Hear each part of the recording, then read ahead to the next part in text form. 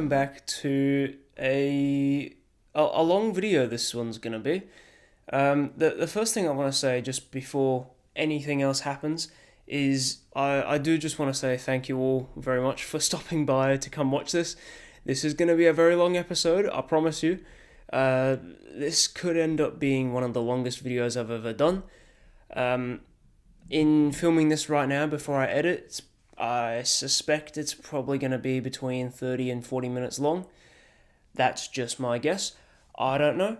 But as of now, that's how long I think it's going to be, and we'll find out.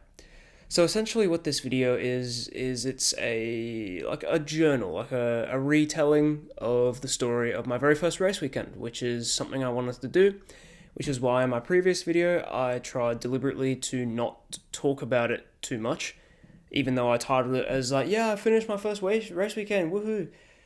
I deliberately wanted to not talk about it as much as I could because I was making this video, where I actually go into detail about it and show you footage from the day. The other thing, I do have to be very careful with my talking. Something I will explain in the video. I just got a big spike of pain then from my rib. I will explain that. That's not something we talk about now, but essentially I've had aspirin before this. It hasn't kicked in yet. It still aches, but I just got to be careful with how much I talk and how deeply I breathe. And other than that, it's fine. So yeah, I just wanted to say quickly before I get into the actual video, I just wanted to say thank you all very much for stopping by and watching. And yeah, because this is going to be a long video, I would suggest you watch this, I don't know, around your lunchtime or something, or like grab a snack and a drink of water or something, because this could end up being quite a long video. So with that being said, I'll see you all at the start of the journal. The day was Saturday, March 28th. That was the day that I had to do my big exam that would determine whether I was allowed to race on the weekend or not. It's something that happens for every single rookie driver in Karting New South Wales, and essentially it's called the OLT. It stands for the Observed License Test. And essentially what it is it's to prove to the racing officials that you are both, you know the flags. There are 12 different flags that could be used in a race meeting.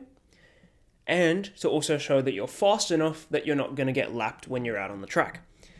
Now, to be fair, the lap time is very generous, but it's still just barely fast enough that you're probably not going to get lapped within the span of a race, which is only 12 laps long, and the track that we're racing on in particular is just barely 1 kilometer long.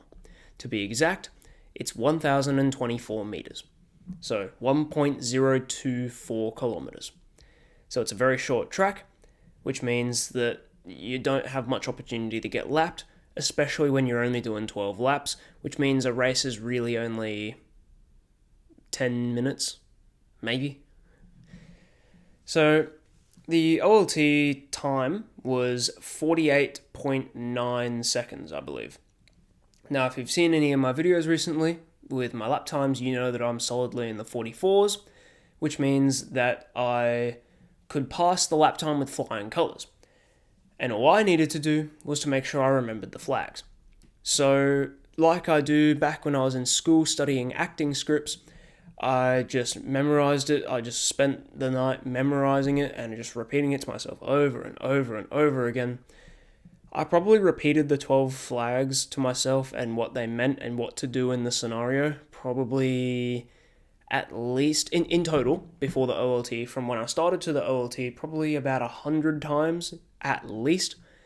And then I got my parents to, I would give my parents my phone that had the pictures of all the flags and what they meant, and I'd get them to quiz me on it to see if I could remember.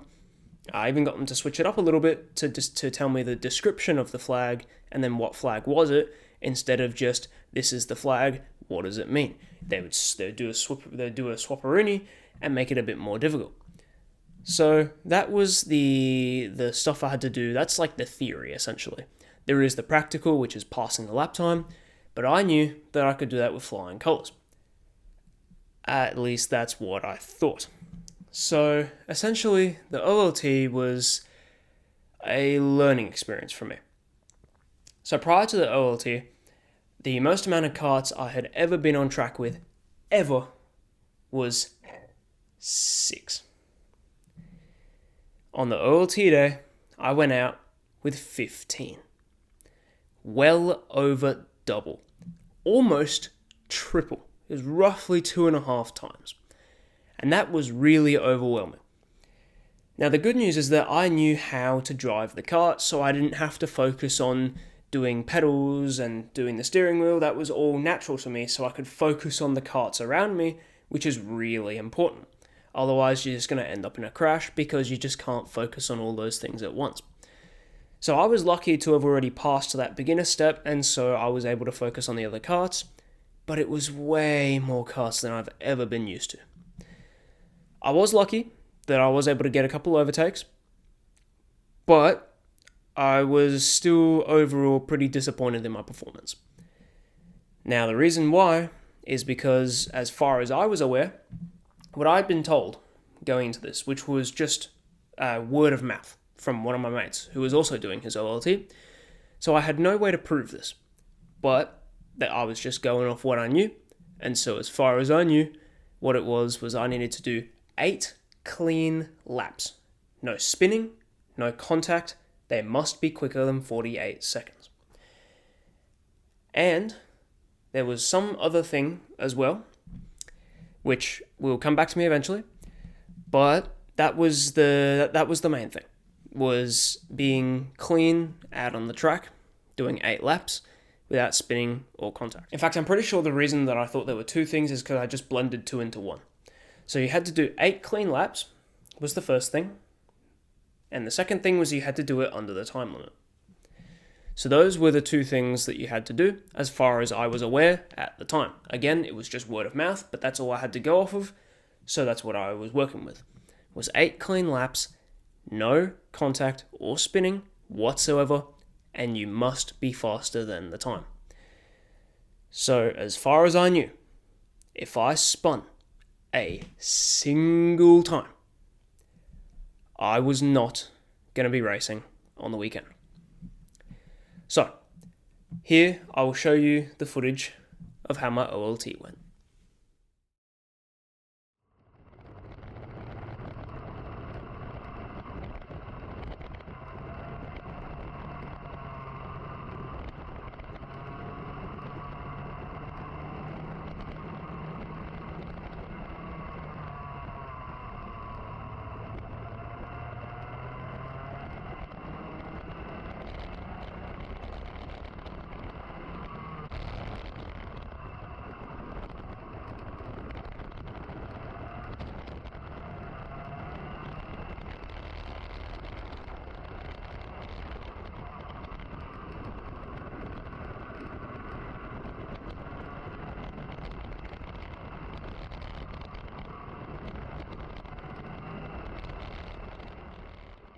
So as you saw, I managed to get that overtake. It was actually on one of my mates, by the way. It was someone I actually knew.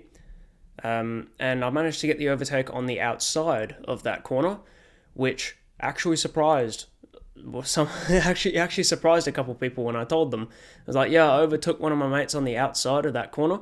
They were like, huh? Because that's not it generally doesn't end well when you do that.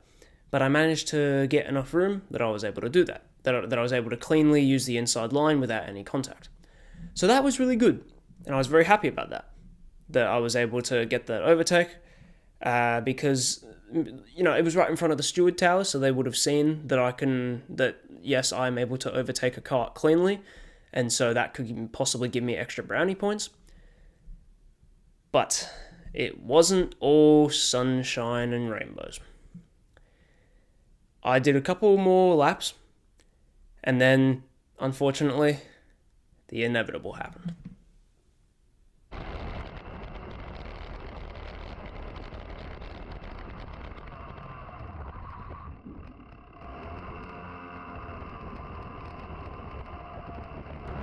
So, as you saw, unfortunately, I spun out on the last corner of my lap. So what does that mean for me? As far as I knew, that meant my race was over. Well, my OLT, my exam, my chance of racing on the weekend, all gone. At this point, it was about 5 laps in, so I'd only done 5 laps cleanly, and so I figured with this spin, I'm finished. I won't be able to get onto the race, which means that I won't be able to pass my exam, I won't be able to race on the weekend, on Sunday, and it means that I won't have anything to talk to you guys about except for the disappointment on my face that I failed an exam that I had previously been saying I was going to pass with flying colours and there was no way I could possibly lose. So I was very, very disappointed and I was very upset. But I decided that because prior to the OLT I'd done a setup change, I'd lowered the front nose to make the kart a bit more pointy, I decided that I would stay out on track just to get used to the setup a bit, even though I knew that my chance of getting into the race was over. And in fact, just to rub salt into the wound, make it even worse, I did it again.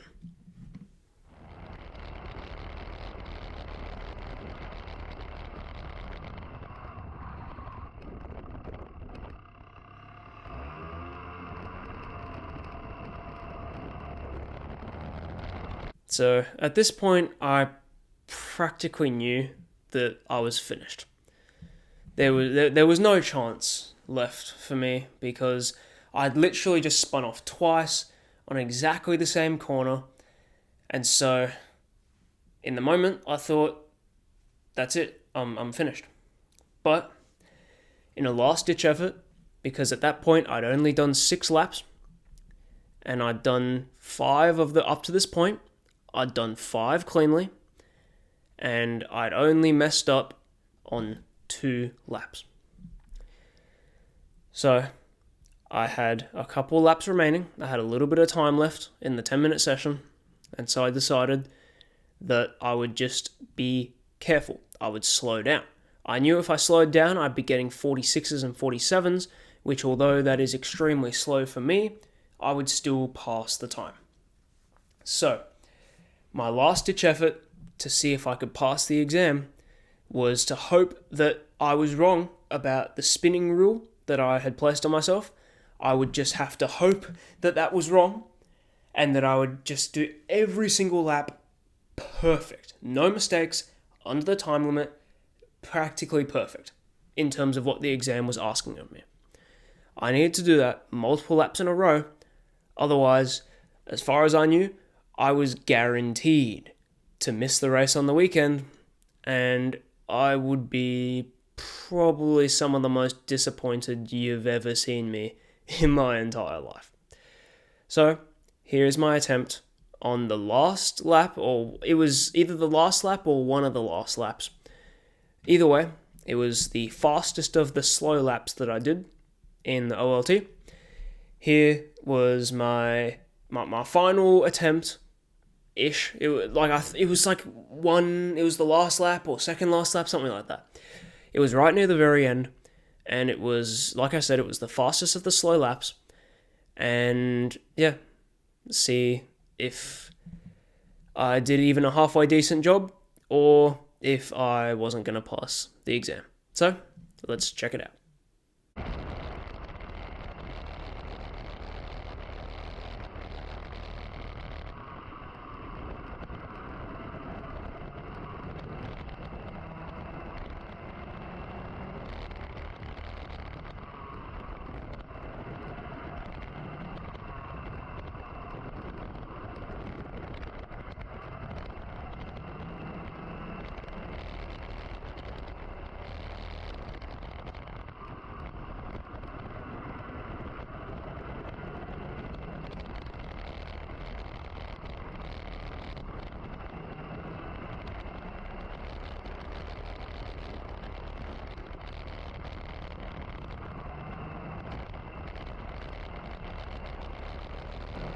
So after that lap that I did, I certainly wasn't happy with myself. at all. I was emotionally very low. I was very disappointed. I get my very high expectations from my mum. She and I have joked about it quite a lot, about how we both set extremely high expectations of ourselves right from the get-go.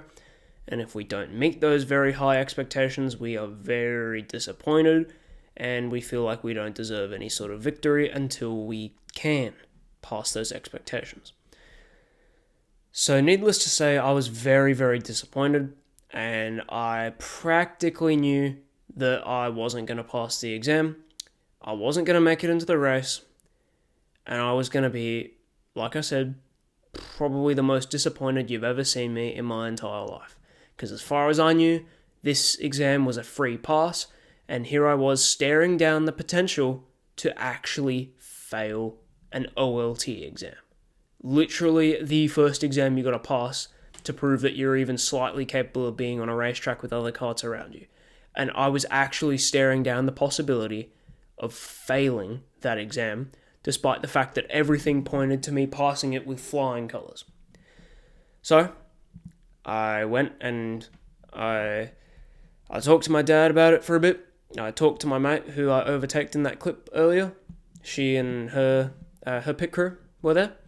So we were all, the four of us were chatting, and I ended up going up to the steward's office to see what my result was, fully expecting to hear something along the lines of, "We're sorry, mate, but you did not meet our expectations for the race, so unfortunately you failed the OLT. Come back next round in 8 weeks' time." That's what I was expecting to hear. I was ready for it, and I wasn't going to be disappointed if I did hear it. So, what did I hear from them? "You passed, mate." I let out the biggest internal sigh of relief you've ever heard. Well, no, you wouldn't have heard it because it was internal. But, holy cow, I was so happy. I couldn't believe it. I thought I was going to fail. I was going to be so disappointed because I had potentially failed what could have been the easiest racing exam I would have ever have to do in my entire life. And I was staring down the possibility of failing it because the nerves of being out with almost triple the karts that I'd ever been out before, the nerves of that were getting to me and I couldn't drive a kart anymore. Is what it felt like to me, with my very high expectations putting on myself. I felt like I couldn't drive a kart anymore. And so to hear that I passed, I was stunned. I'm not going to question how I passed. I'm not going to question it. Because if I was me, I would have failed me. I'm going to be completely honest.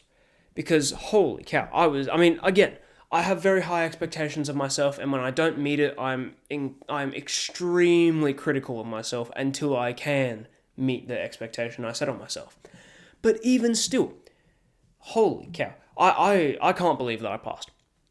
So I went back to the three that were waiting, my dad, my pit crew, and my mate that I overtook and her pit crew.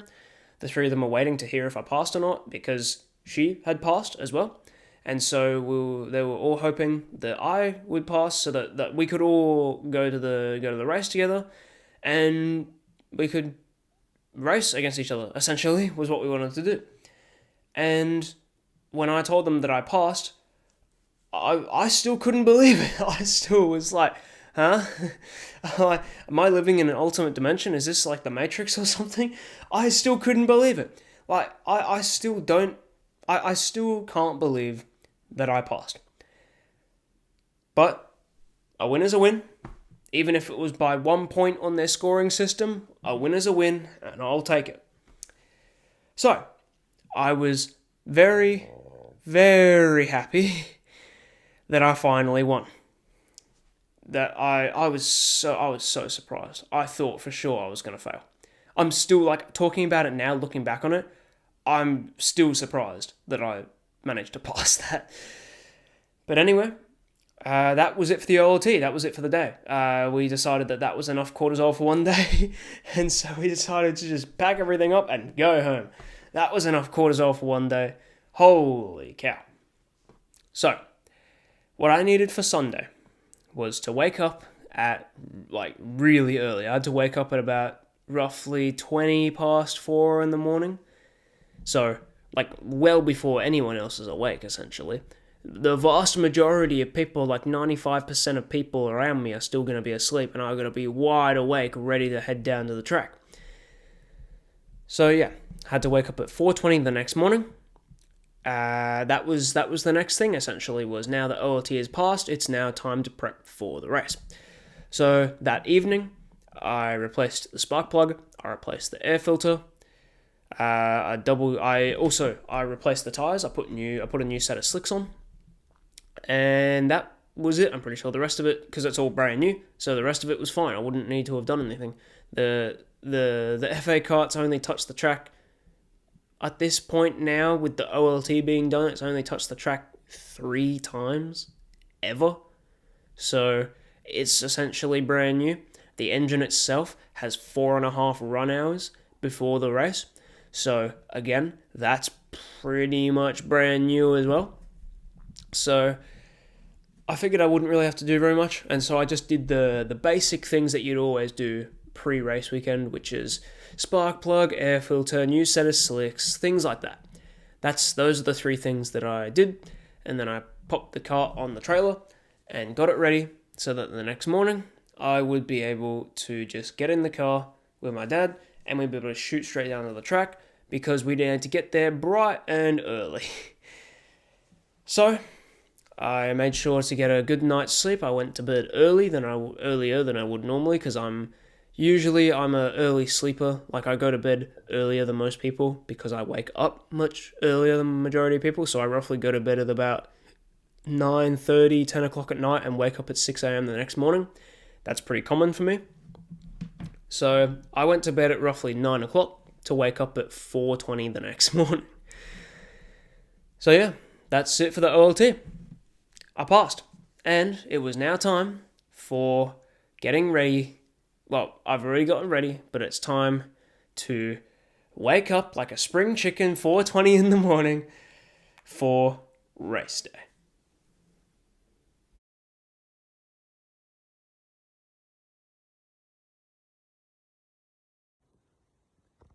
G'day everyone, I have literally just woken up. If you want confirmation of the time, there it is.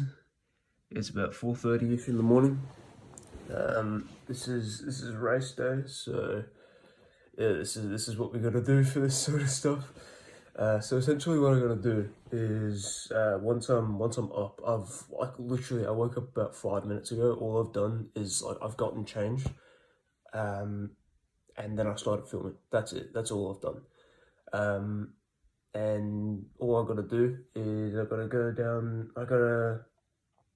I need to have some breakfast essentially, which is just carb loading like crazy. I gotta have some breakfast, just carb loading like crazy. Like I said, probably over 100 grams of carbs. Probably, I don't know. Certainly throughout the day in total, absolutely. Then I have to, probably in about half an hour, if that, I gotta drive to the track, to get there by about 5:45, 6 a.m. in the morning, roughly. Then I have about half an hour to set up the car before scrutineering. And then yeah, just go from there. And the race is the race day, which has many different things. It's got qualifying, 3 heats, and the race. Just in my class alone, there's heaps of classes, but just mine alone is those events. So yeah, race day is literally gonna go for the whole day. So I'm gonna get to the track at roughly 6 a.m. and I'm gonna be staying there till at least 6 p.m, maybe even 7 p.m. at night. Like, it's an all-day thing. Like, at least 12 hours, basically. It's at least 12 hours. But I'll see you all at the track. Bye, everybody. Also, the night before, I'd packed some food, so I had, in terms of here in Australia, I had the legendary Vegemite sandwich. I had 2 of them that I packed with me for the day, and I just had some other stuff as well at home. So, and pretty much everything else was already ready to go. The kart was already all good, got the gear and everything. Everything was all ready to go. So we departed and headed to the track, and we got there at about 6 a.m. in the morning, roughly, between 6 and 6:15 in the morning. And it was still dark outside. In fact, I took a photo of the kart when we just took it off the trailer when we just got to the track, and this is how dark it was out there. So it was early morning. But we still had a lot of work to do. So essentially what we did was we went down, because we were pitted with the kart shop, which it's called Velocity Kart Shop. It's a company that I've worked with a lot recently with all the stuff happening with the new go-kart, but also even back with the old go-kart. Actually, I was working with them quite a lot. So they helped me with all sorts of stuff on the old go-kart, and on the new kart, despite the fact that I myself and my dad built it. Despite the fact that the both of us built it, they still helped us with heaps of stuff. We bought all the parts from them.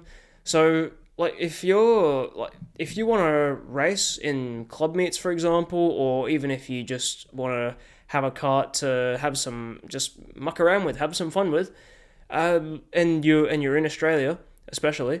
Look, if you're in Sydney, where Eastern Creek is where they're based. If you're in Sydney, it's easier to get to them, but as far as I'm aware, they do have nationwide shipping, and so technically you can be anywhere in Australia, and you can still buy stuff from them. It would just take longer to get to you if you're on the other side of the country, but you can still buy karts and parts and stuff from them, and like they say, it really is the one-stop kart shop. It really is. There's so much stuff there. The staff is really good. So essentially, I've been working with them for a while, not as a sponsored thing or anything, just buying lots of stuff from them and generally getting all of my advice from them. And so with this club race, I decided to pit with them, so they were essentially additional pit crew. So in the event that there was something wrong, and for example, I didn't pass scrutineering, or I had a crash on the day, something like that, during the day, I should say, then they could help us fix it, so that way I could get back out and actually finish the day instead of having to go home with a very disappointed look on my face. So that was essentially what we did then, and it was a couple hours later.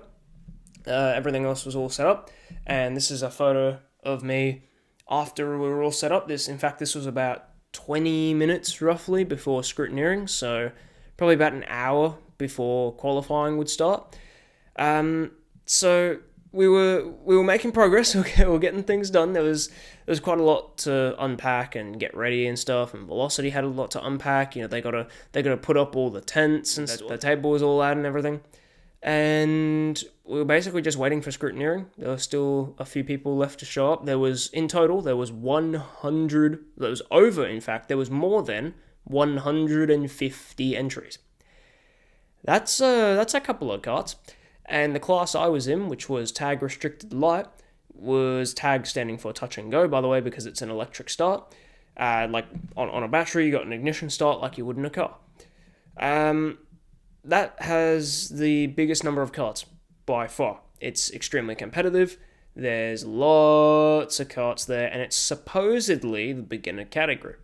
I'll get to that in a minute, but supposedly it's the beginner category, and it's where all the rookies start. So that category was by far the largest by a decent amount. I think the second largest category was 2 entries smaller. So two karts, 2 drivers smaller, and that was the second biggest, was 2 less. My class, restricted light, was 30 entries. But essentially, it's a very short track. It's not that wide, and there's 30 of us all concentrated in one area. Now, obviously, throughout the race, the field is going to spread out, so it's going to be less and less congested, and the chance of having an accident is significantly lower. But holy cow, like they say with the classic lap 1, turn 1 incident, technically on this track, the first braking zone is turn 2, so on this track, it's going to be a lap 1, turn 2 incident. But holy cow, the chance of that happening is going to be really high because there's 30 of us going too wide, 30 of us trying to cram into a corner. And, like I'll explain soon, despite this being the rookie class, there's actually not a lot of rookies. It's a bit strange, but it's still really, really good for people like myself who are like their first race or they're still fairly new to racing. It's really good practice because there's heaps of karts of different skill levels, but it is supposedly the rookie class, and there's definitely a lot more experienced people than there were rookies. But once again, I'll get to that. So essentially, the next big step was to pass scrutineering. Now, scrutineering is essentially as it sounds. If you know anything about motorsport, you just bring your kart down to someone who will check it over and make sure that your kart's adhering to the regulations, it's safe to be on the track, things like that. So I technically had what did he say? I think the scrutineer said it was a non-compulsory thing that he recommended that I do. It was, like he said, it was not compulsory whatsoever, but he said it was like a additional safety thing, just in case this part were to come off. And he was talking about the rear crash bar, which apparently, according to that scrutineer, is a very, very common thing to come loose, which can give you it's known as the meatball flag, but it's a black flag with an orange dot in the middle. It's going to have a kart racing number in it as well, and it means that you've had a mechanical failure, or there's something that the scrutineers would flag, the stewards and scrutineers would flag as not track worthy, not race worthy, and you need to be called in because you're no longer safe to be racing.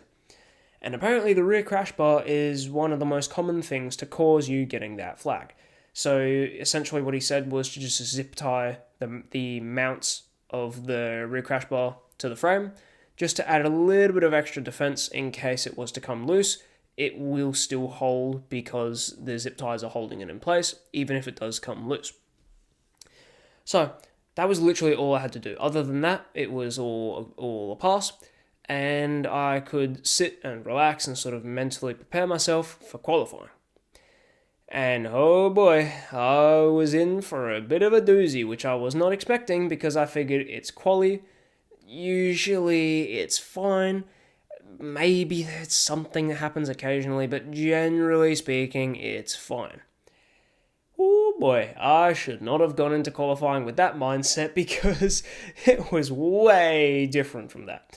Like obviously when it comes to motorsport, you have to go in with a positive mindset, otherwise you're really not going to perform very well, and that's going to be even more likely to cause issues. But the problem is things that are outside of your control. That's the main thing. You can be the best driver in the world. You can be Max Verstappen, Lewis Hamilton, Michael Schumacher. But if someone bumps you up the rear or someone hits you going for an overtake and sends you spinning off, what can you do about that? You know, there's things like that in racing that you just can't do anything about, and so you can't really get angry at, even though it is very easy to get angry at it. So essentially, I was in for a bit of a doozy in qualifying, and I was not ready for it whatsoever. So, let's see how it went.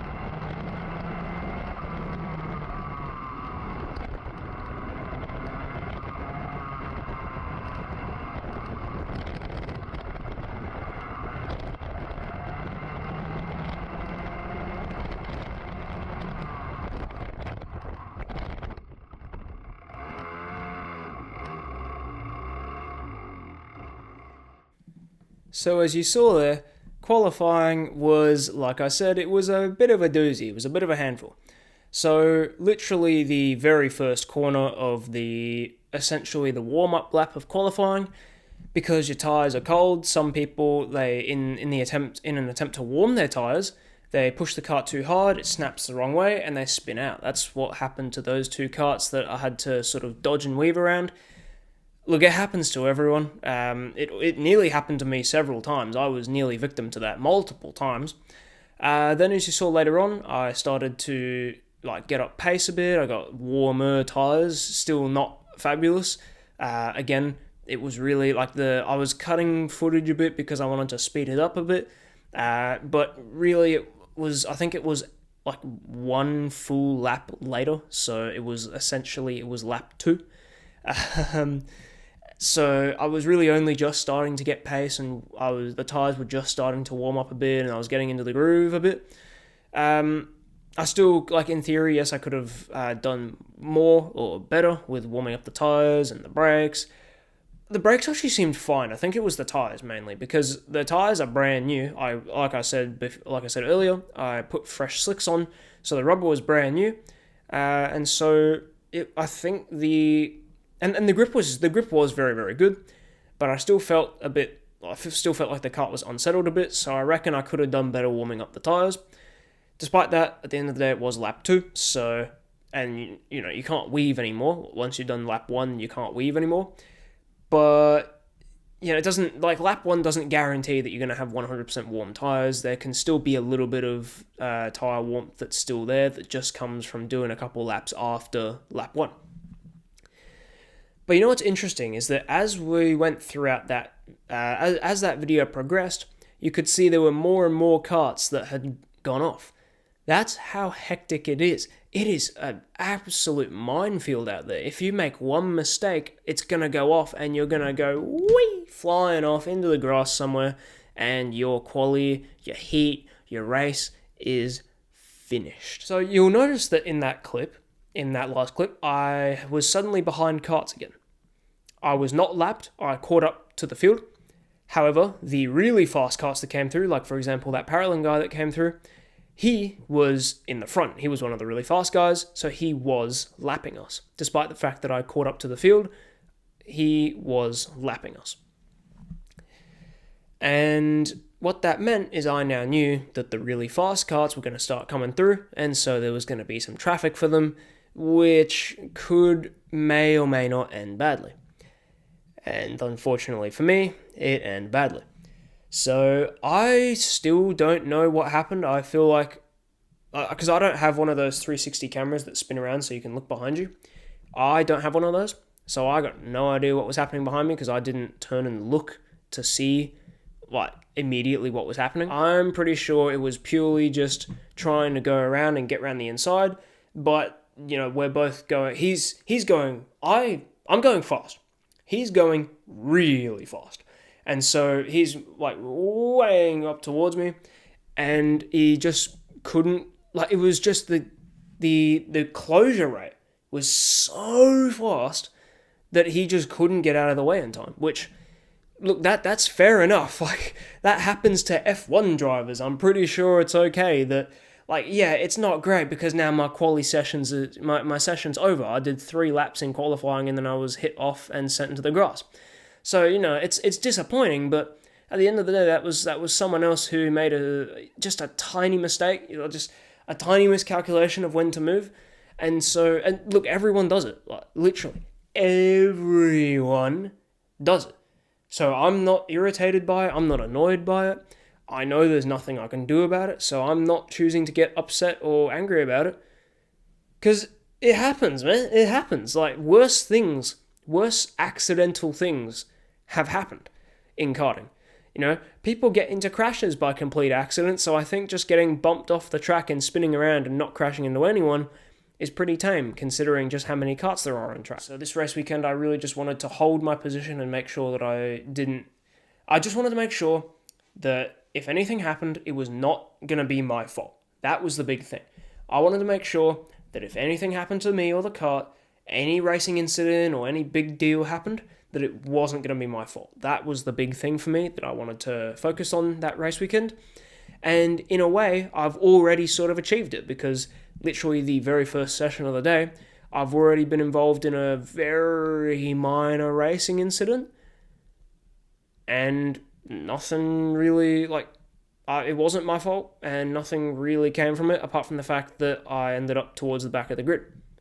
Which, again, it's disappointing, but it happens. These things happen, and you got to learn how to deal with it. And when it comes to the faster guys coming through and trying to get past you, look, at the end of the day, technically, yes, it's their responsibility to get past you cleanly. But like I said, things happen. Mistakes are made. I'm at the back of the grid starting Heat 1. Now, because all the other classes have to do qualifying as well, Heat 1 wasn't going to be for quite a while. I say quite a while, probably 30 minutes, probably, because qualifying is the shortest session of the day. But there were 7 other classes, I think. So it's probably between half an hour and 40 minutes, I'd say. Somewhere like that. It's between half an hour and 40 minutes, roughly. So that was how long I had to wait before Heat 1. And until then, I sort of just had to think about how am I going to tackle this? Because we're as cold as the tires, things are going to happen. People are going to make mistakes. So that was the end of qualifying. And the next big step was the heat. So roughly about 40-ish minutes later, 35, 40-ish minutes later, Heat 1 commenced. Now, essentially what a heat is it's almost like a sprint race from Formula 1. It's not a official, it's not the big race. It's essentially just a smaller race. And the goal is to finish as high as you can to accumulate points, because so qualifying will determine your starting position of Heat 1, and then you'll accrue points from Heat 1, Heat 2, and Heat 3. All those points combined will put you in a certain place on the grid based on how much points everyone else has, and that's your determining position for the race. So essentially, I was at P27, I believe. There were 30 entries in total. I was P27 because I couldn't get out of the grass. So I was pretty much at the back of the grid. I was, third last? So I had to sort of figure out how I was going to try and at least hold my position, or maybe even gain a couple positions. Now, the big thing was that the good thing about, it's the big good thing about being towards the back of the grid, is that the lap 1, turn 1, which in this case is lap 1, turn 2, the big thing that, people are going to be spinning out and crashing, and it's just carnage usually, because everyone's all tight-knit, trying to survive the corner, trying to get around. I can basically survive all of that, because most of that stuff happens in the mid-pack, which, because there's 30 entries, it's between P12 and P17, is what you'd consider the mid-pack, roughly, somewhere around there, roughly. I was P27, so I was so far back, I was 10 positions away from the bottom of mid-pack. I didn't have to worry at all, essentially, about any sort of crash happening on turn 2, the first braking zone, which is where, all the classic motorsport, lap 1 incidents happen, is the first braking zone. And I basically didn't have to worry about it at all, because by the time I get there, the incident's probably already resolved itself, or is almost resolved, so I can just hold my racing line pretty much, and the chance is nothing's gonna go wrong. So that was one good thing, and that was something I was very happy about, because that's good experience for me. I don't want to end up being in the mid-pack and getting into a crash, because then my Heat 1's over already, and if the damage is really bad, then that could just be it for the entire day, depending on if Velocity can fix it or not. I certainly know that if I wasn't pitted with Velocity Kart Shop, I certainly wouldn't be able to, my dad and I would not be able to fix it ourselves. No shot. No way. Absolutely not. Tiny damage, yes, probably tiny damage, but anything even moderate, that's it. It's the end of the day. So, thankfully we were pitted with Velocity Kart Shop, and so that meant that chances are the kart could take a little bit more damage before being called quits, but like the goal is to not crash in the first place. So I'm trying to think about how I can avoid that. It's like reverse thinking. It's like what will cause a crash? What will cause me to fail and cause a crash? All right. So how about let's not do that? So that was essentially what I was thinking about. And despite the fact that quali wasn't the performance I was hoping for, I was comfortable and I was feeling happy. And when I was in qualifying and also in the OLT the day before, sitting down in the kart on the outgrid next to all these karts around me was foreign, and it was a little bit scary. Because remember, like I said before, the OLT had 15 entries, which, like I said before, was roughly 2.5 times the number of karts I'd ever been on with, ever. Race weekend, it's doubled again. It's gone from 15 to 30. So it's roughly 4.5 times now in total across 2 days, which is a little bit of an increase, I'll say that much. It's a little bit of an increase. So yeah, I was a little bit scared's the wrong word. I wasn't scared, but I was definitely nervous. I had some nerves, despite the fact that I was relatively feeling alright. I was still had a bit of nerves. But essentially, once the outlap's done, I felt fine after that, pretty much. Once the outlap's done, you're in the seat, you're comfortable, you're feeling ready. You have that time to sort of get into the swing of it and sort of prepare yourself and get in the zone. You have that outlap, that like really relaxed, comparatively very relaxed lap, and so you can sort of settle in and get ready. It's like a brace yourself at. The outlap is like a brace yourself lap for what's gonna come, because it's gonna be a big one. Not necessarily, but it could end up being very big. So essentially, I was ready to go. Essentially, despite the fact that I got in the spin, there was no damage to the kart whatsoever. So I was just ready to go out. Essentially, we just added a bit more fuel to make sure that I was just a tad bit over the weight limit. So by the time heat 1 was done, I would be roughly on the weight limit, or like 10 grams over or something meaningless like that. That was pretty much it. Just fill up the cart with more fuel and like repressurize the tires, send it out and get it ready for heat 1. Now, obviously, because the other classes have to do quali, there's time in between. So I had roughly about 40 minutes before Heat 1 started. So, how did Heat 1 go, you might be asking? Well, I'm not going to spoil what happened. Let's find out together.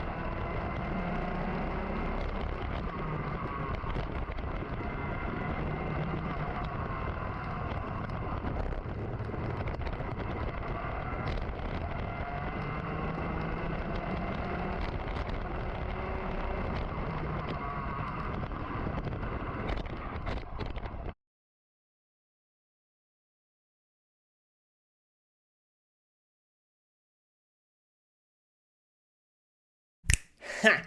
I bet you weren't expecting that, were you? That was quite the big hit, wasn't it?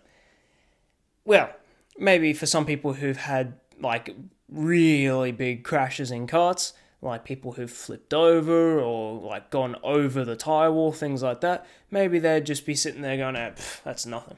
But as far as I'm aware, this is literally my second time ever going out on track with, like, this is the second event of the race day in my class. And that was a big hit. Matter of fact, you want to know something big that happened there? You probably could tell, especially when it was slowed down, that I went airborne during that crash. All four wheels off the ground for about 0.2 seconds. Keep in mind, I'm doing about 50, 60 kilometers an hour, slowing down for that braking zone. So I'm not going slowly. Yes, in karting terms, I'm going slowly, but overall speed terms, no, I'm going fairly fast. And then I suffer a hit like that and go airborne. 0.2 seconds, you're going to travel a little bit of distance, you know? Look, maybe it was a bit shorter than that, but that was roughly, that's what I remember at least. But yeah, that was it essentially. That was the end of my session, and as you can tell, I couldn't move anywhere. Now you might be wondering, why don't you just drive away? Well, there's a bit of a caveat to the crash. That hit where I crashed into the front bumper of that car, and also by extension the NASU panel as well. I crashed into that car so hard that it bent my axle backwards, rotated, and the axle kept rotating after it was bent backwards. And also, in addition to that, the side pod, the mount of it was bent. It bent all the way up. It bent up so high that the side pod went up, hit the radiator, dented it, and came back down. And the side pod mount was still bent. So because the side pod mount is bent, the side pod's all out of whack, the radiator's bent, or dented, the radiator's dented, the side pod is out of position, the mount it's on is dented, and the axle, which has also been pushed backwards, has been bent backwards, it rotates around, and the rear tire literally, like, digs into the back of the side pod, and, like, literally gets stuck in there. And if I had a photo on track, that would have been fantastic, but essentially, it dug a huge hole through the rubber. So, like, the whole middle of the tire, there was a whole section of rubber that was just gone. So, I had really iffy tires for the rest of the day, until I could get that rubber off, which was about 2 events later. So, I had good rubber for the race, but heat 2 and 3, I had a really iffy rear right-hand side tire, because of that big crash. The other thing it did as well is it cracked my rib. So that's something you may have been noticing, maybe not too much because it's actually not hurting that much because I've had aspirin and it's starting to work now. But at least prior to the aspirin, I had to be very, very careful with my breathing. And in fact, I think during the intro as well, I got a bit of a pain spike because it wasn't working initially. I still have to be careful. There's just a tiny little bit of spike there. It aches. It aches the whole time I'm talking right now. It aches. Not because I'm talking. It just aches in general. Whether I'm talking or not, it still aches.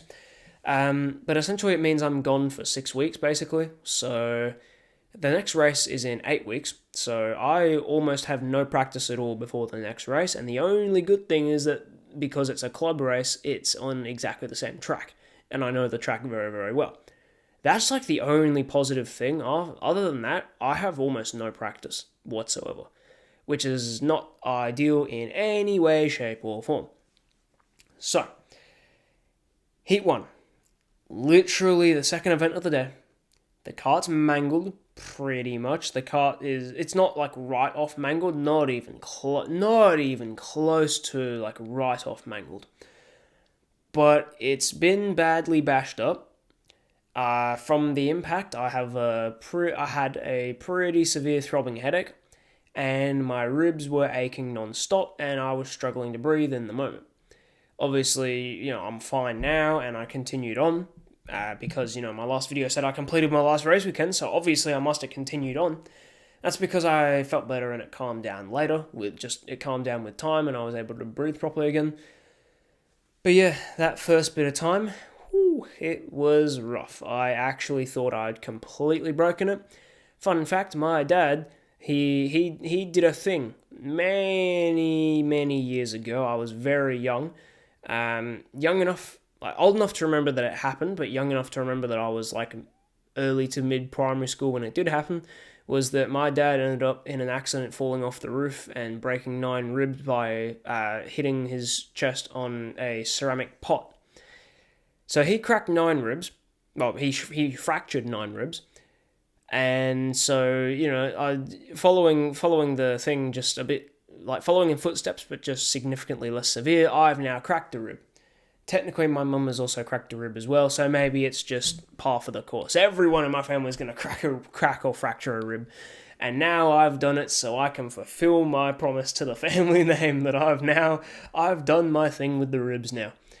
It's probably going to get worse if I have any sort of crash again. Not in terms of like as it is now. As it is now, it just aches, and if I was to press on it, obviously it's going to hurt. I can't put my right arm over my head without it hurting. Doesn't mean I can't do it, but it will hurt if I do it. But yeah, so essentially that was a very big hit. But the other thing I want to ask is, what would you do in that situation? The way that and I'll take a picture right before the crash and I'll show you the screenshot of it up here.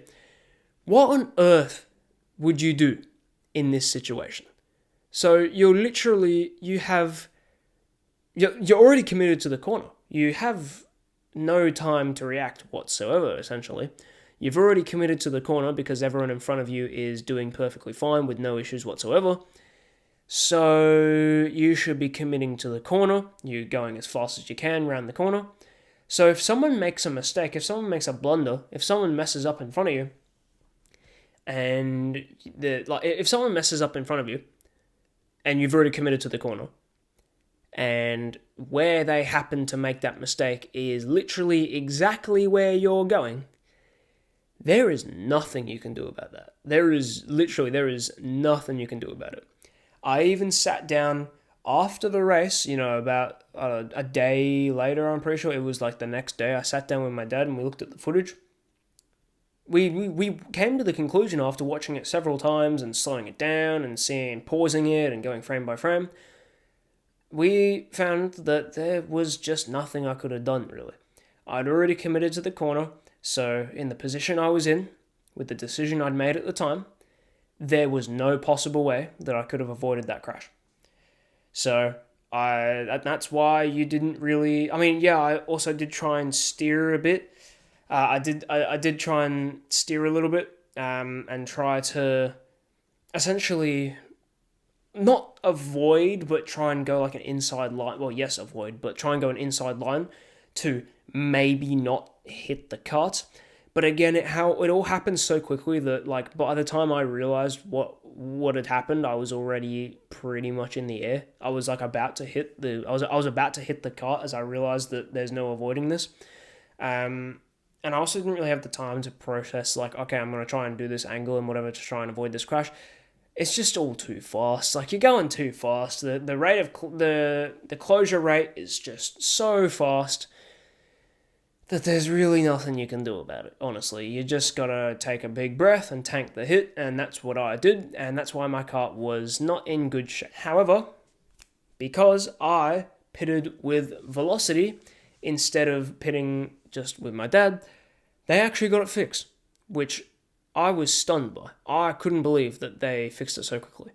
I think part of the reason why is because when they found out that I had the crash, they asked me for the damage report, I told them, and they got a whole bunch of the men. It was like 4 dudes that just came and just swamped the cart and worked on it for about 20 minutes maybe. And there's guys on the phone saying, I need this part, I need a Kart Republic axle, and I need this and that, and I need a side pod bracket, and I need the actual side pod itself, and I need a number 6 sticker. And they're just on the phone going all through all these parts that he needs, and there's people working on the kart, taking stuff off, getting ready for the new parts to come in, and then they chuck it all on and get it all sorted out and re-scrutineer it, make sure it's all good, and then, yep, you're all good for Heat 2. Wow, what? Like, I was amazed. I thought that was the end of the day. I even told one of the guys, I think I cracked my rib, or maybe I even fractured it, because it hurts quite a lot. I'm like, I can breathe normally now. Like, at this point, now that it's been a few days and it's healed a bit, I'm able to take a full breath now. But there was a stage where I was almost not able to do that, and also even partially nauseous, which is a stage that is gone now, but it was something that was happening before. So that was it, essentially. So not the most amazing start to my race weekend. So yeah, that's essentially that's my race weekend result so far, is qualified P27 and then DNF'd the very next round. So I guess let's just see how we go. Now that the kart's all fixed and ready to go, let's see how we go on Heat 2.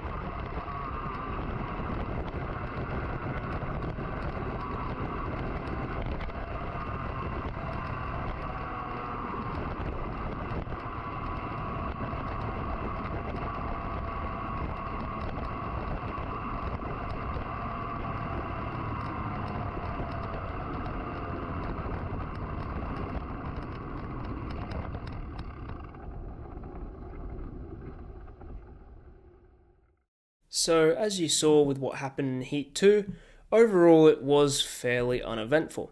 The really good news is that I finished. I actually finished that event. I did not end up in a crash, I didn't spin out. Technically, yes, I did spin out, but the reason that happened at the start, and the thing, it's something that I'm not a huge fan of when it comes to the camera position on the NASU panel, is you can't see what's happening next to you when you're on camera. So if I just spin out randomly like that, it's like, well, what happened? It's like I just didn't even try and make it around the corner and I just drove into the grass for no reason. But there was a reason for it, and I wish the camera could have seen it, or even just maybe a shadow of it or anything, but there was literally nothing there.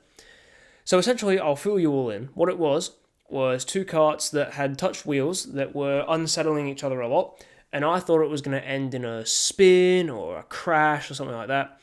And so thinking preemptively in order to avoid that, because the karts were starting to really go around a bit, I thought preemptively in order to avoid that, I'll cut across the grass because I'm not going to gain any positions doing that, so I'm not going to get flagged by the stewards. If anything, I'm probably going to lose positions doing it, and already going around turn 2 on the outside, I've already lost most of my positions anyway. That's how that works. Going around the outside of a corner when everyone's all tightly knit on the inside, because I was forced out there, because you have to go wide to get around the corner because you're on the outside, and then people try and squeeze in, and I'm just not at the stage. I'll admit it, everyone, I'm inexperienced, and so I don't want to end up going wheel to wheel in case I cause an accident by going too hard. And I've literally seen two separate people who go wheel to wheel who then ramped off each other, and one of them flipped over and the other one just bounced off into the tyre wall. I've already crashed once. I don't need to crash again.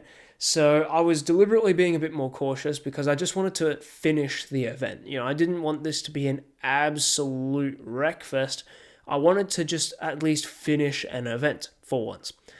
So I was deliberately a bit more cautious, but that meant that I lost a lot of my places. And although I made most of them back, and in fact I gained a few positions in total, it was still like, I'm very glad I finished. I'll say that. I'm very happy that I finished. But overall, my high expectation self, I still wasn't super happy. I would have preferred to have done better, but at the end of the day, it is what it is, and in the moment, you make a decision, and you just got to commit to it, and you just got to roll with it, and if it's the wrong one, you'll find out, and if it's not the wrong one, then probably nothing's going to happen to you. And I found that my decision was not exactly bad necessarily, like the thought process is legitimate, but it turned out that the karts were able to save themselves, so I ended up spinning out and losing the entire grid for absolutely no reason. But in the moment, it absolutely looked like they were going to end up in a crash, and I wanted absolutely nothing to do with that because I've already done that once, just 40 minutes prior, roughly. So I didn't want anything to do with that again, and so I decided to be extra cautious to just do that move and see if it worked out. And to be fair, I have seen footage of people on that same race weekend, other races in different classes that I follow on social media platforms like Instagram, for example, who literally were forced entirely onto the grass.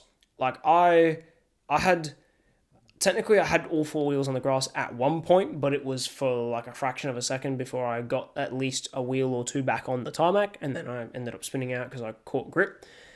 But there were some people who literally went all four wheels off the grass and like several kart widths off the grass and then had to come back on. So I certainly didn't get the worst of it. It was a calculated maneuver rather than running out of road and being forced off. But the result was less than stellar, and I'm not super happy with it. But again, I'm glad I finished the event, even if I made a poor decision. A decision that in the moment seemed like it was the right, or not necessarily the right thing to do, but it was the safest thing to do that would mean that I would be able to finish the event.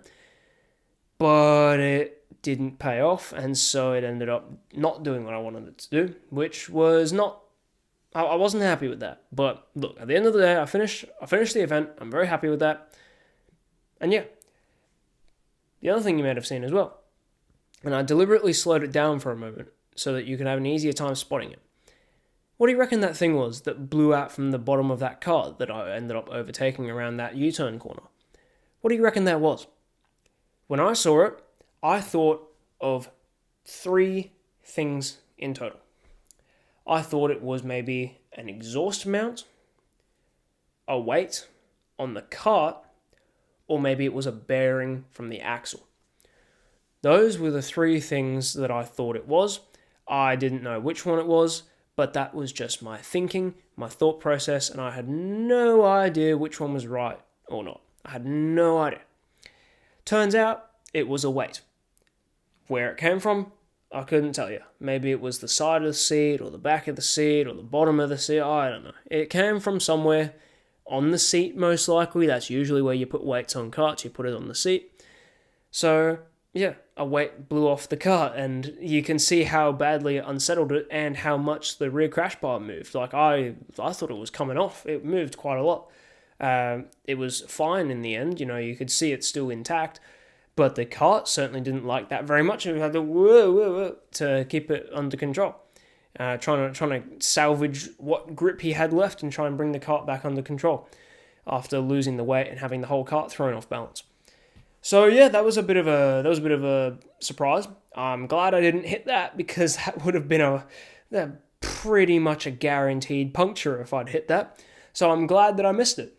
And you may have even caught, I think I did show it on the footage. In fact, yes, I did. On the finishing lap, the in lap going into the in-grid after the checkered flag, That's why when I caught up to everyone, I slowed back down because it was a checkered flag, so you can't overtake anyone because it's the end of the heat. You all might have seen the steward on the side there was looking down at this grey thing on the road, on the tarmac. That was the weight. It was just sitting there in the middle of the corner. So good thing no one else had hit that, because that was pretty much, judging off where he lost the weight, it would have stopped roughly at that point, and that's where it stayed, and no one managed to hit it, which is great, so no punctures. So yeah, that was pretty much Heat 2. It was a bit less entertaining, but look, I finished in the end. I'm happy I finished. It's something that I don't know. I'm happy that I finished. I'm just not too happy with my result, because I ended up finishing. What was it? I think it was was it 24? I think it was P24. In fact, I'm almost certain that it was P24 was where I finished roughly. So I started P27, and despite the fact that I lost all my places, because I turned 2 on the outside and then spinning out in the grass. Again, I spun out so many times. I'm really annoyed because I remember on a video prior to the race weekend I said I don't want to be known as one of those drivers who spins, and now I'm spinning all the time. So I was very unhappy with that, very disappointed, but I'm gonna make sure that spinning out constantly like that never happens again. I will make sure of it. That is never spinning to that. People can, we're all human. We make mistakes, yes, but to that capacity is just stupid.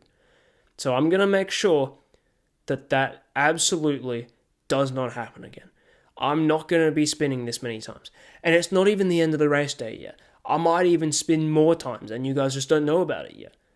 So I'm going to make sure that something like that, with spinning that many times, never happens again. It is never going to happen again. I will make sure of it. So yeah, overall that was Heat 2. So it was, I finished and the kart was undamaged, so it was just waiting for the other classes to do their Heat 2s so that I could start my Heat 3 and we'd get back out on the track and see whether I finish that event or if I end up in an even bigger crash than I did before.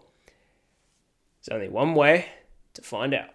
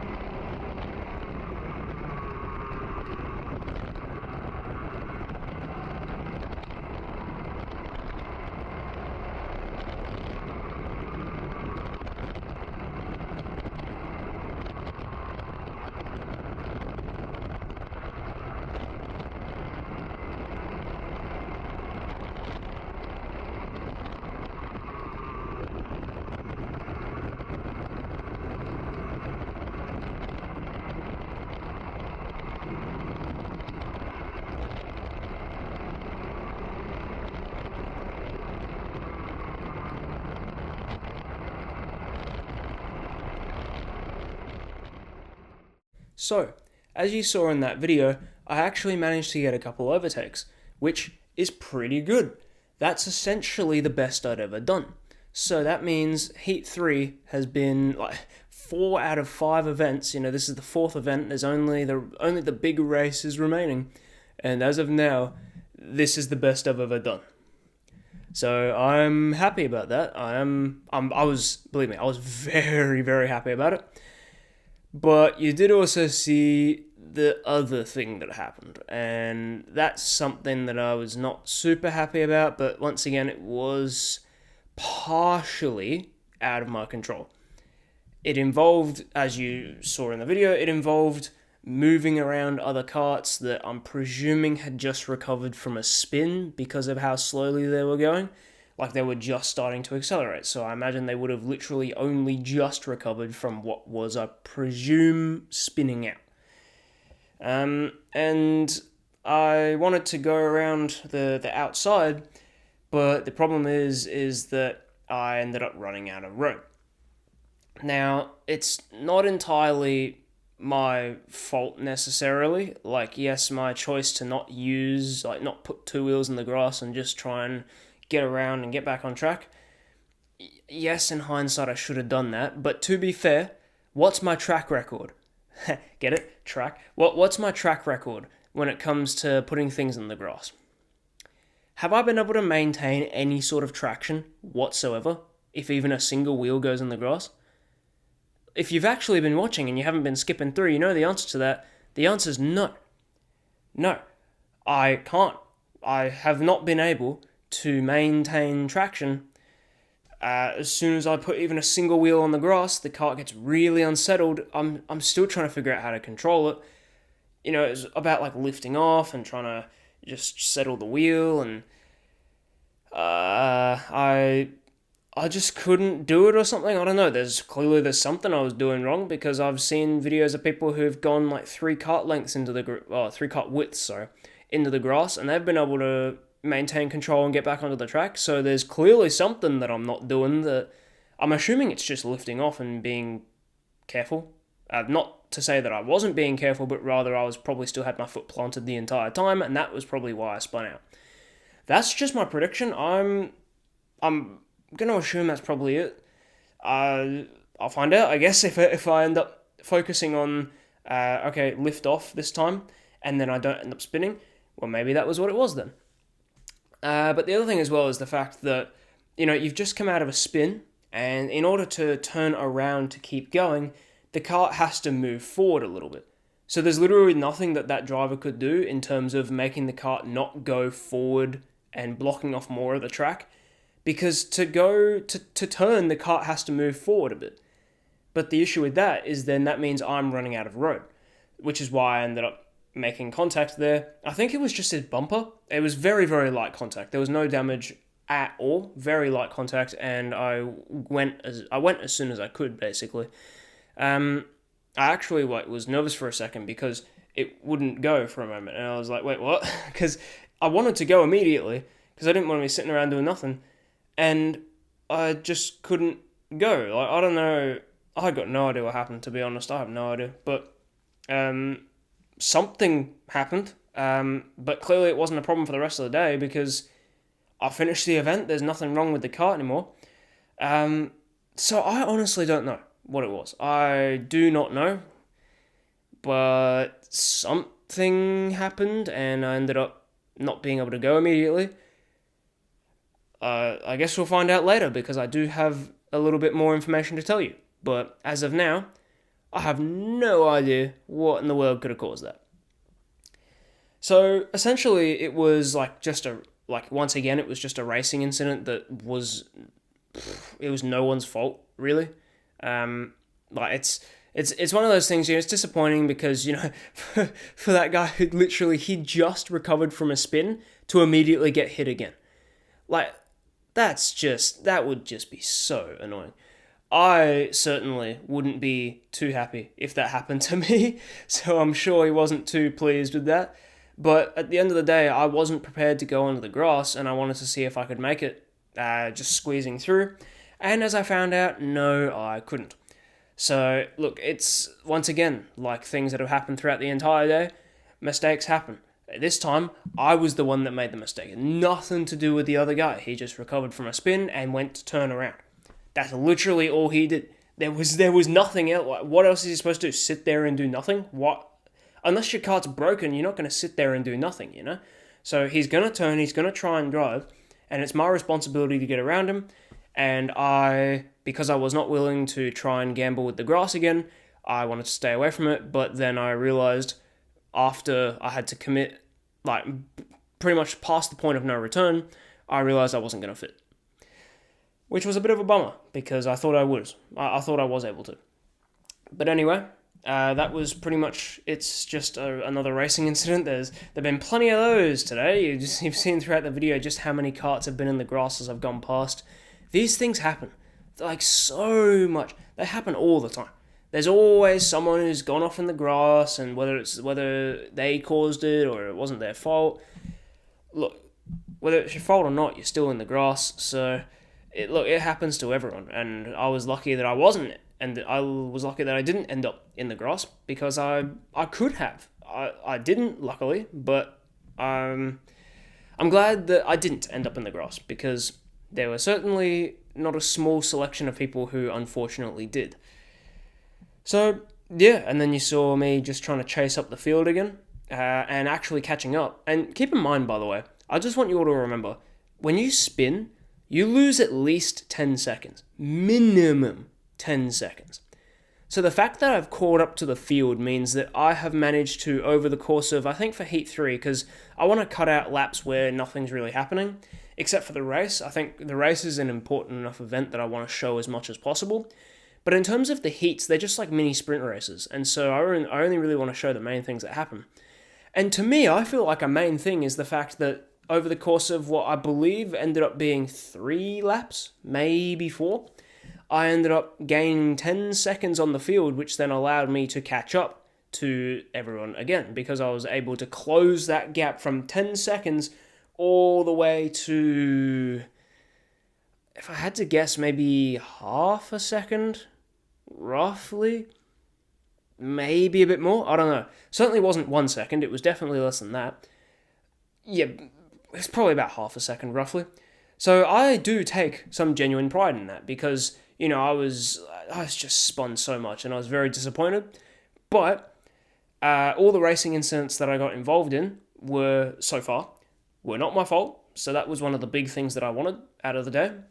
And so far, I had achieved that. So in that regard, I was happy. Still disappointed that I got into it in the first place.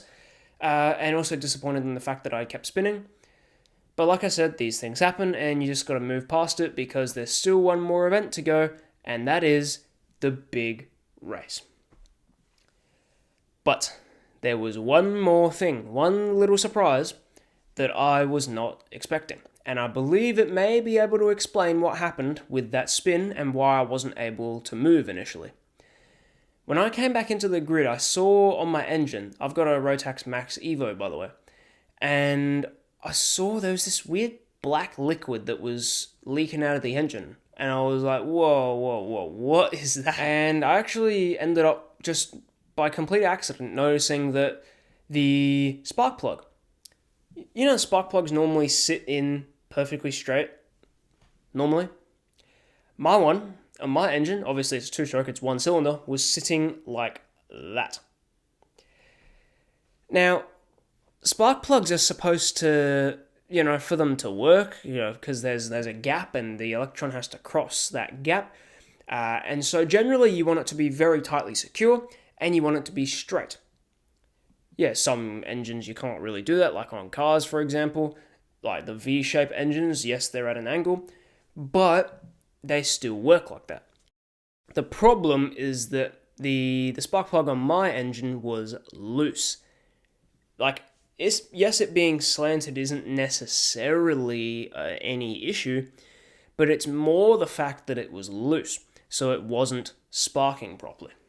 Well, it was still able to spark, because the battery was delivering the spark to it just fine, but it wasn't always sparking the mix in the combustion chamber. That is a massive problem.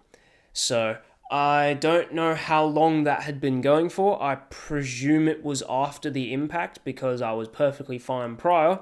And for about, what was it, like 3 or 4 seconds, maybe even 5 seconds, I just couldn't move.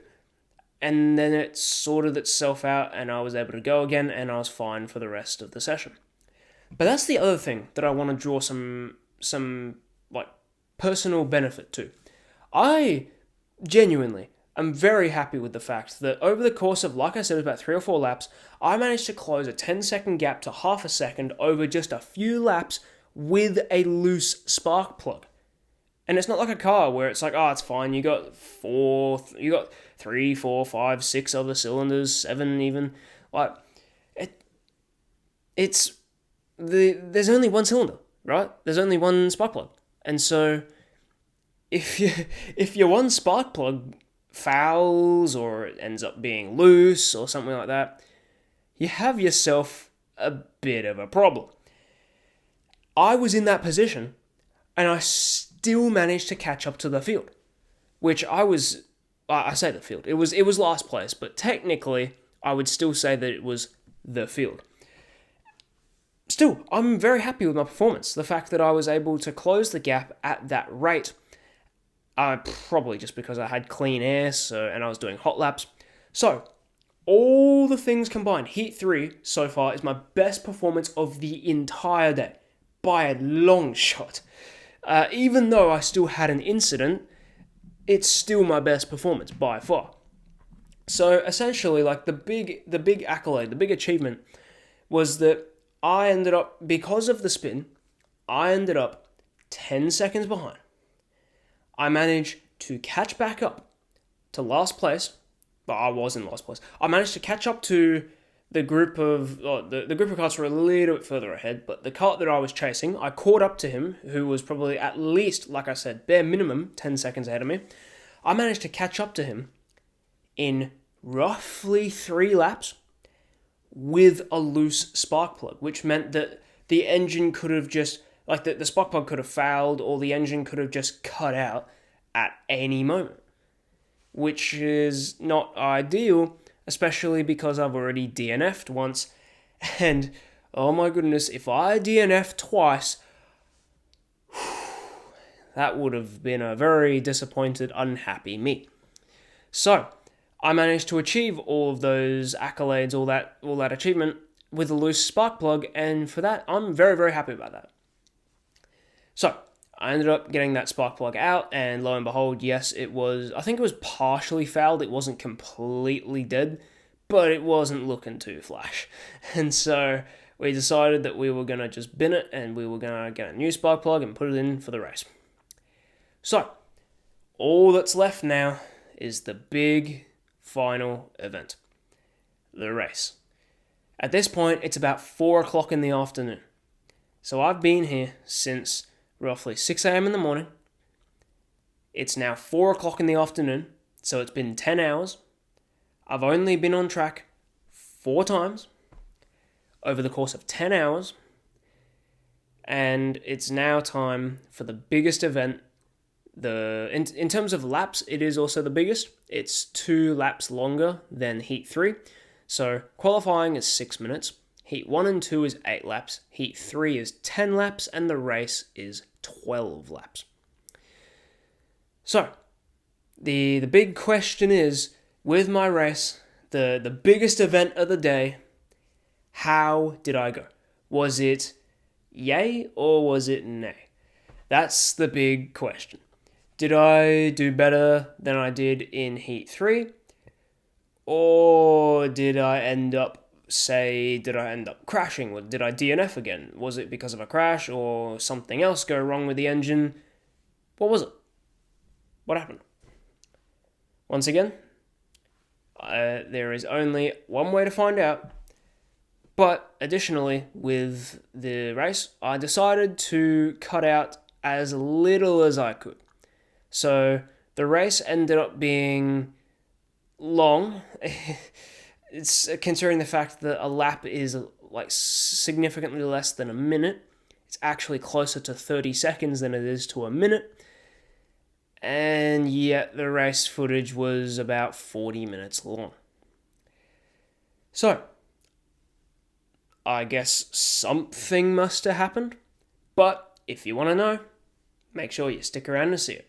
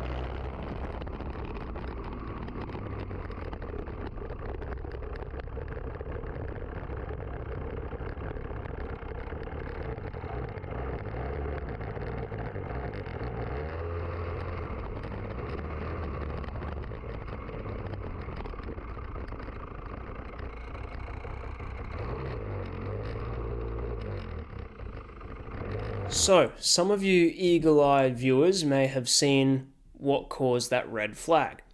That's the reason why the race footage was almost an hour long, is because the infamous red flag had come out.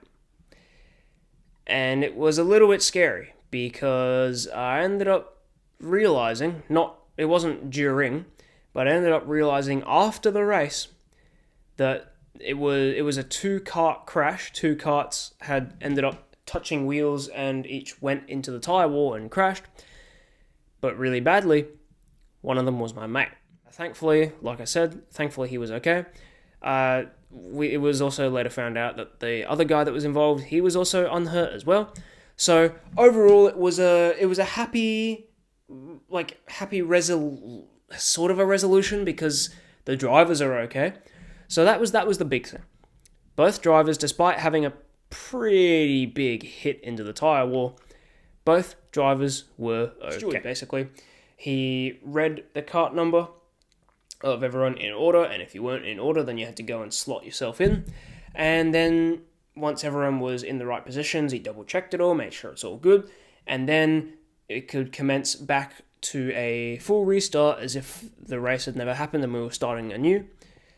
And then from there, we just continued until either there was some sort of other interruption or the race was finished.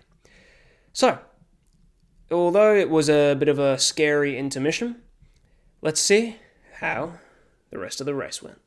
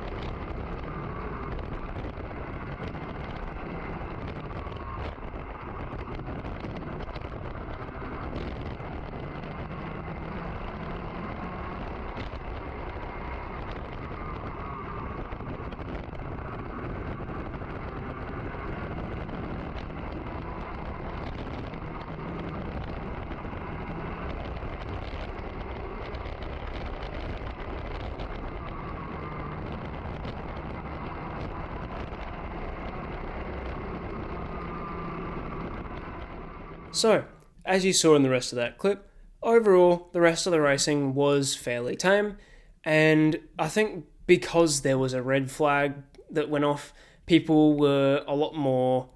They were a lot less fidgety and a lot less touchy. They weren't going wheel to wheel as strongly as they were before. They weren't nudging each other around a bit. It was a lot less hardcore than it was before, since that exact thing ended up causing a red flag.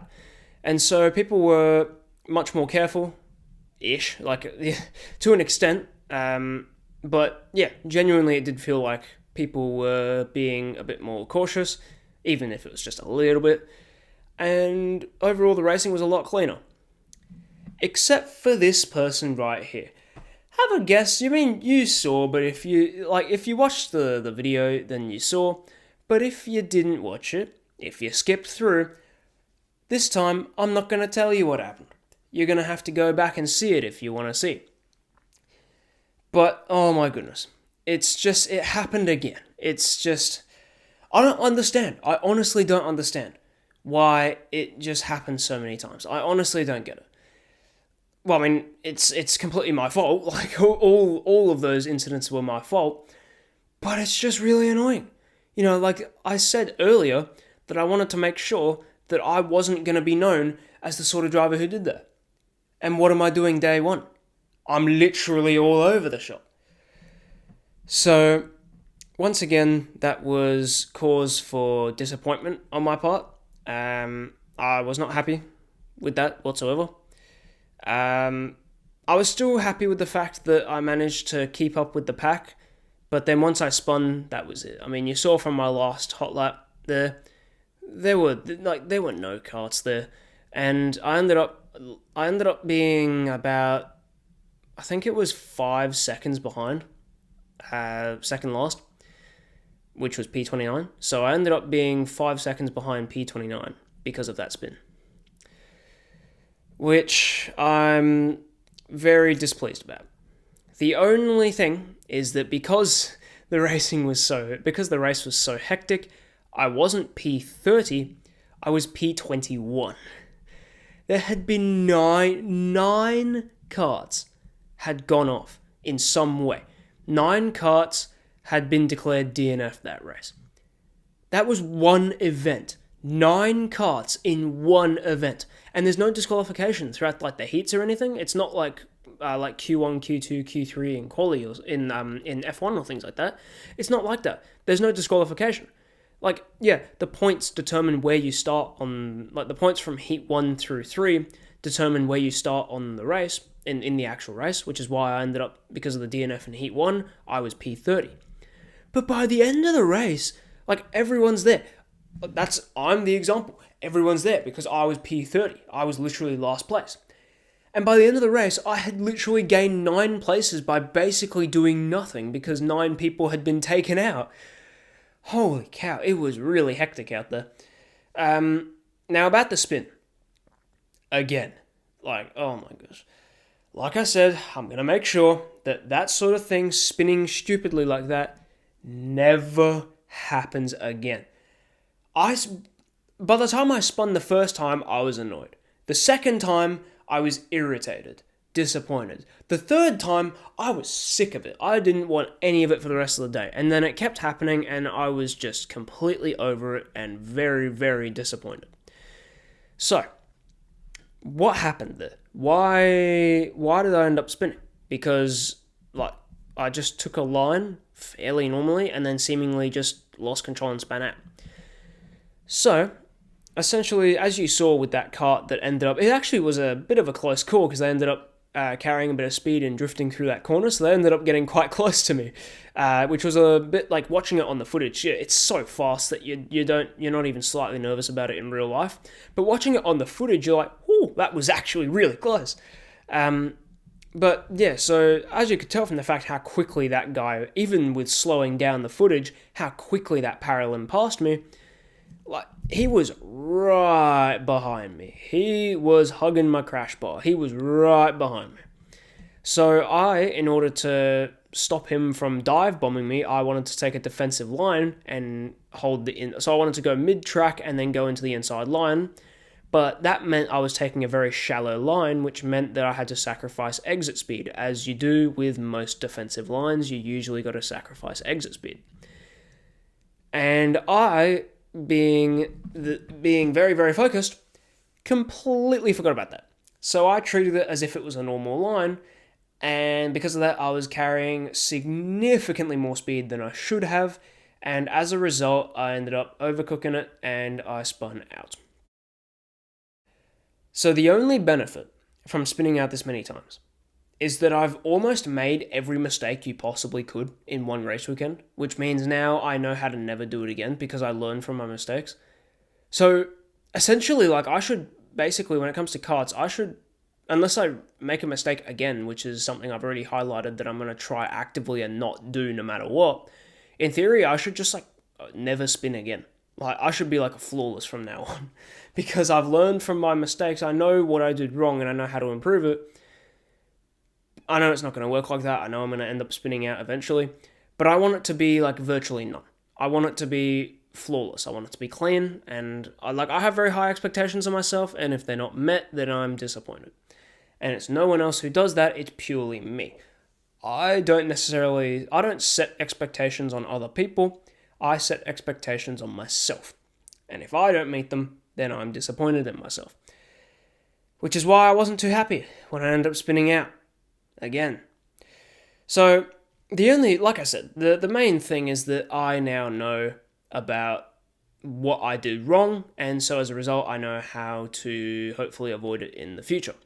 Whether I can, with all the pressure and stress of being in an actual race, with heaps and heaps of karts, that's a different story, and that only comes with practice. But at the end of the day, like my dad said, it's my very first race weekend, so I should cut myself some slack. That's not how my brain works, but I should technically be doing that. And based off pure pace, like when I had clean air, I was lapping faster than some of the guys in mid-pack. I was either on pace or going faster than the people in P14, P15.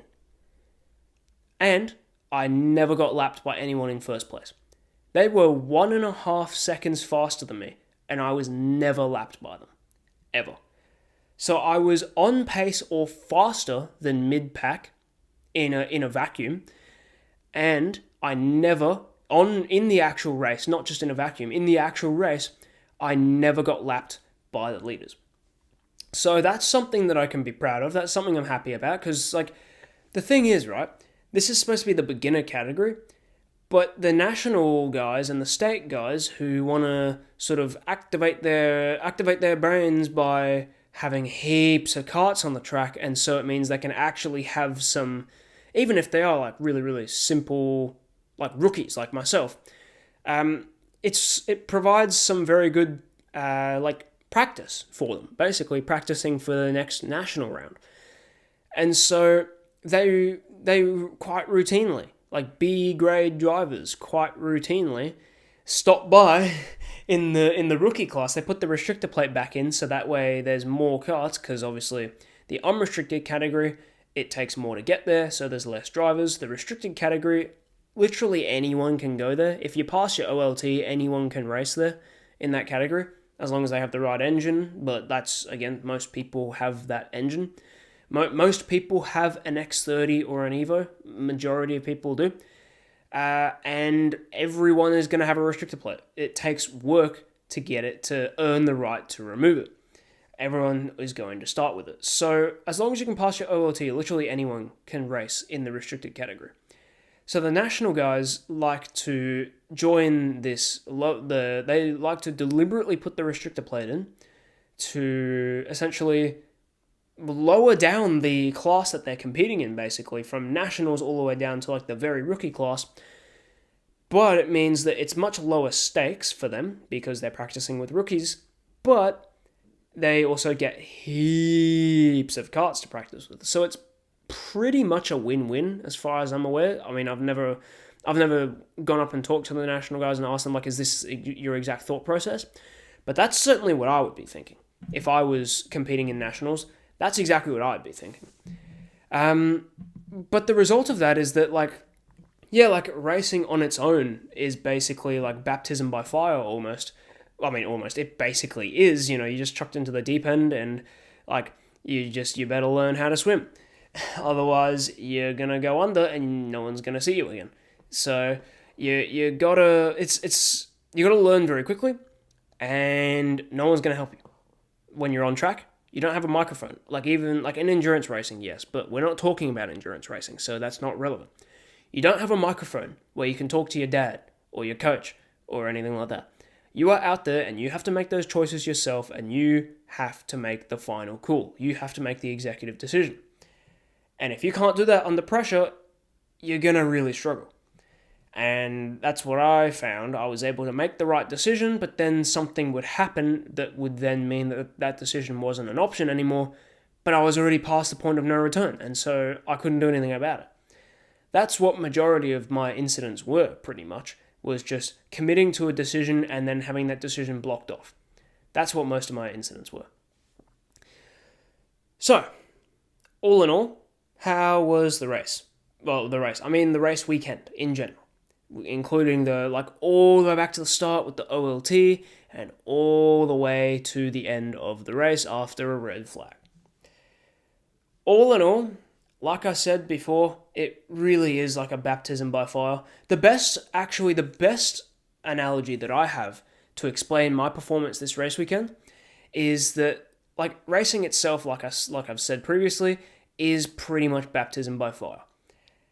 But unfortunately, what I wanted to do was to learn how to swim, and unfortunately, all I did was doggy paddle.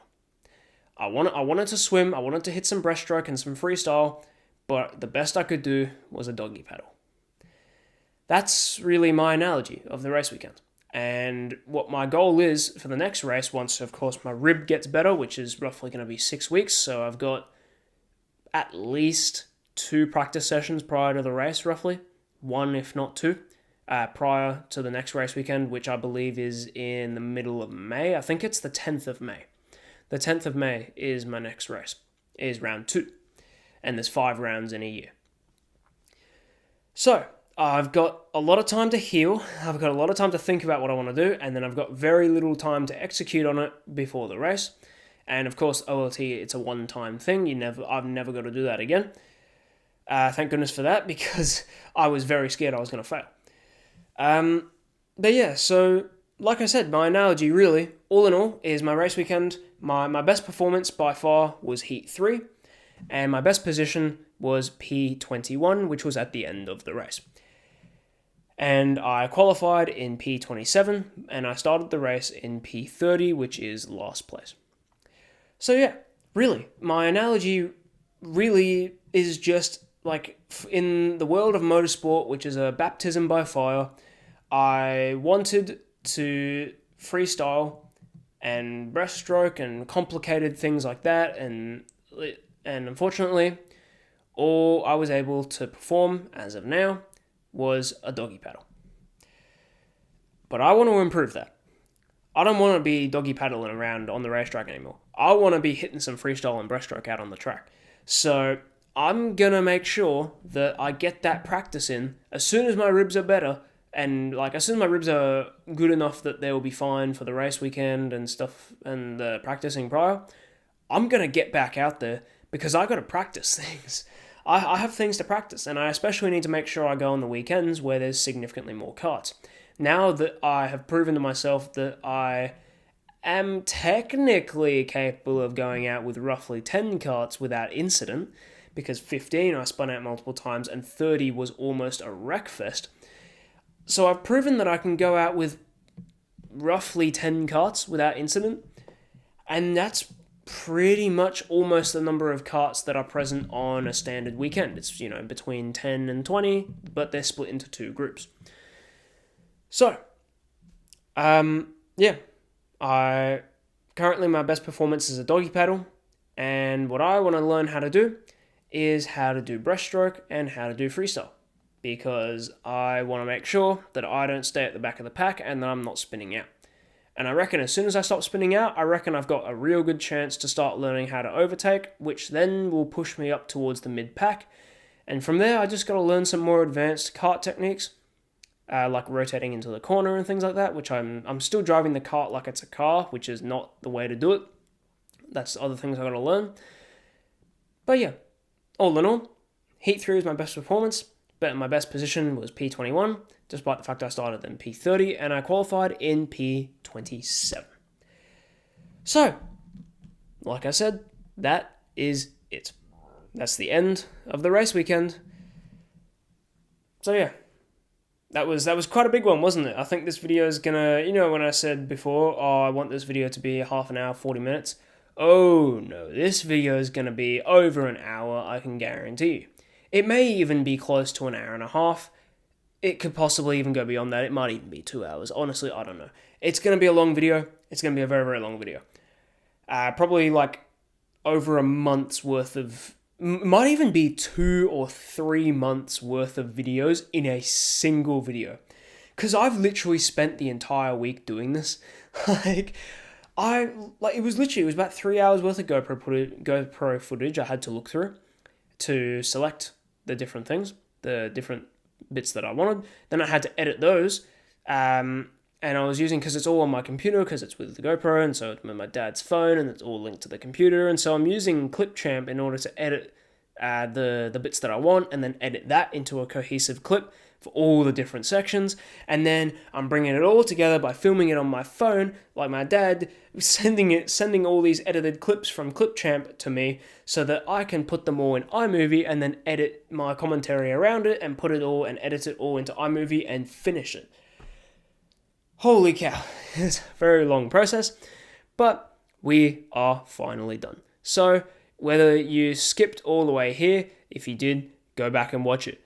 However, if you did watch all the way through, even if it took you a few days to do it, look, I'm very happy. Thank you all very much for choosing to actually, even if it was very gradually, thank you very much for actually, taking the time to go through, even if, like I said, even if it took you multiple segments, a couple of days to finish, you still finished the video, you watched the thing the whole way through, and that's the best thing I could ever ask from any of you.